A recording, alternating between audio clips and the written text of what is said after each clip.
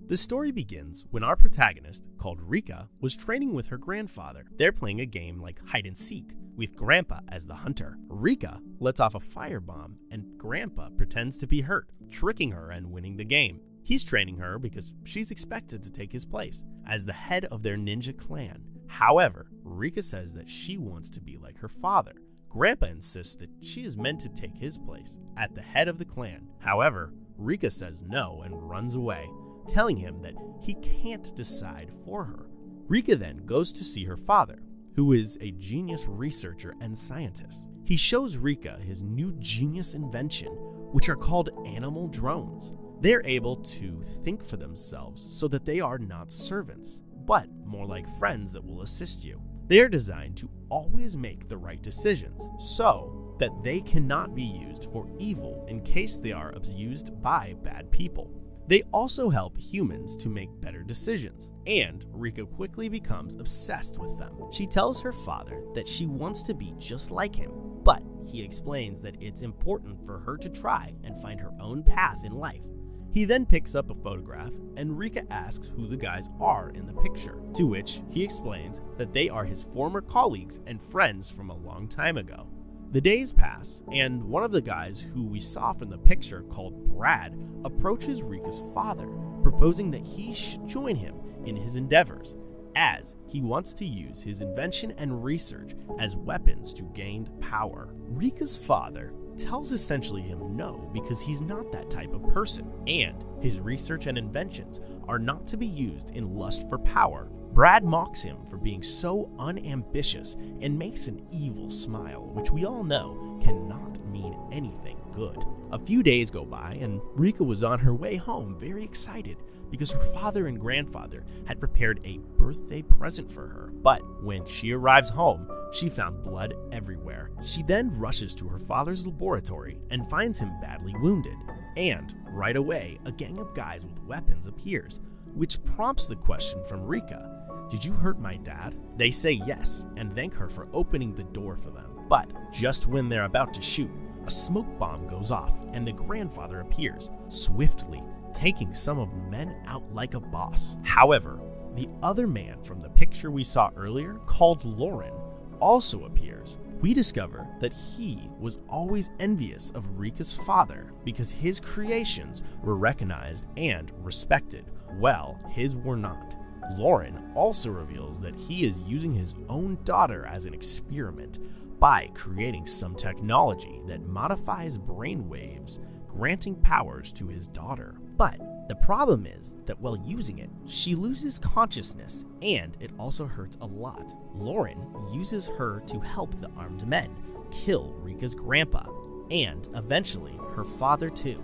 But just as they're about to kill Rikka, one of her dad's animal drones saves her, and while flying away, she recognizes Brad from the picture. The animal drone takes her to a statue where there is a secret passageway with a mini laboratory her father built. Inside there are masks that her grandfather used and other things that can be useful to her. So there she decides to sacrifice her whole life to get her epic revenge and recover the stolen data from her father's endeavors. 6 months pass, and Rikka is working as an assistant for a private detective. She has clothes that can turn all black and wears a mask like her grandfather. She also created many artifacts and technologies that help her when fighting. She manages to track down a guy who works for the people that stole her dad's data and presses him to tell her where it is. She eventually gets it out of him and lets him fall to his death. While staking out the compound where the data is located, Rikka is approached by 2 guards who are suspicious of her. They interrogate her on why she is there,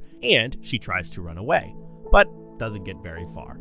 However, a girl who seems to be of a higher status tells them to let her go, and that she invited her there for a case. Her name is Mia, and it turns out she is the daughter of Lauren, whom he conducted his experiments on and used her to kill Rikka's father. But Rikka doesn't know, so she asks Mia to play chess with her for a while, and they end up having a good time and becoming friends. The following day, Rikka goes into full ninja mode and sneaks into the facility with the help of her animal drones. She finds some weaponized robots that they raised with the research of Rikka's father. Rikka decides to destroy them all. However, Mia suddenly appears and they start to battle it out using their unique abilities. While fighting, Rikka's mask falls off and Mia immediately stops her attack as she notices who it is. Just then, her father comes in and Rikka becomes enraged, charging at him with a katana. She deploys a smoke bomb and goes invisible.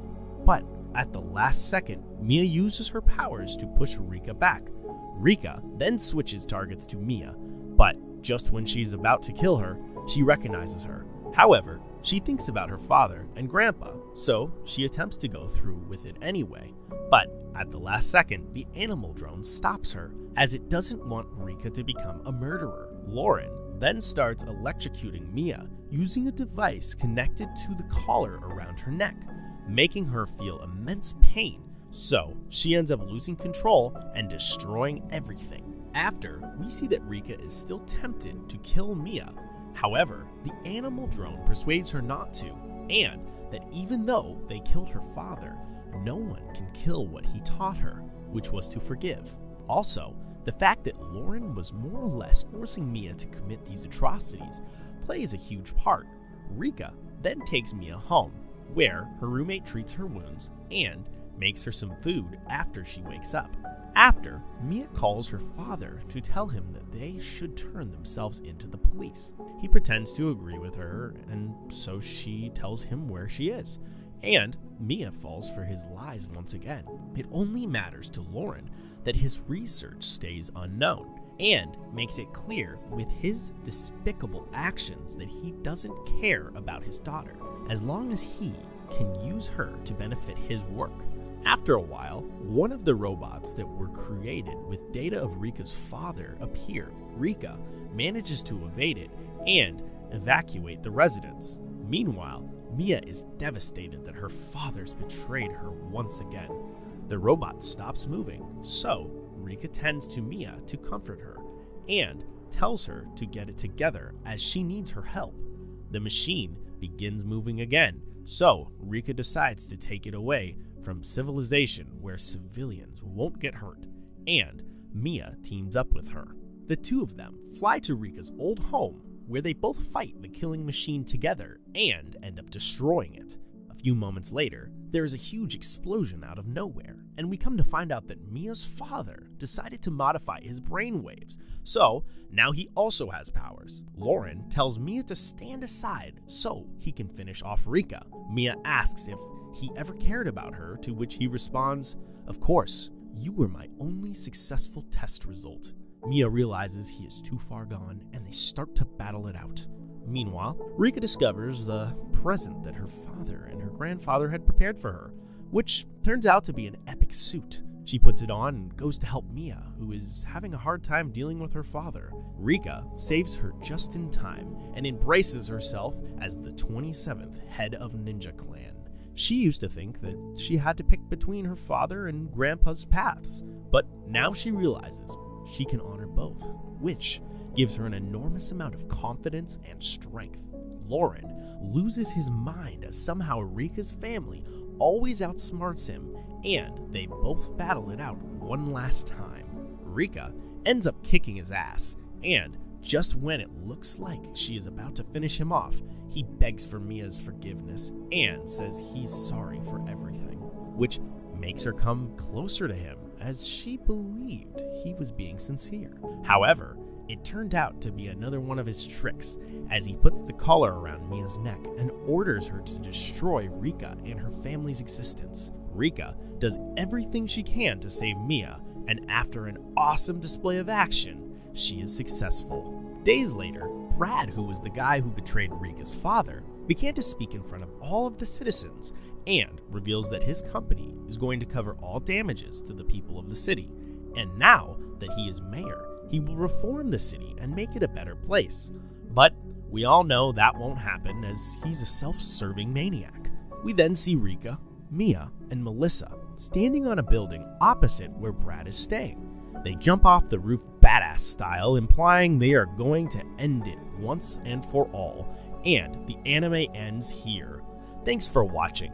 Don't forget to like and subscribe if you enjoyed. Until next time, guys, take care.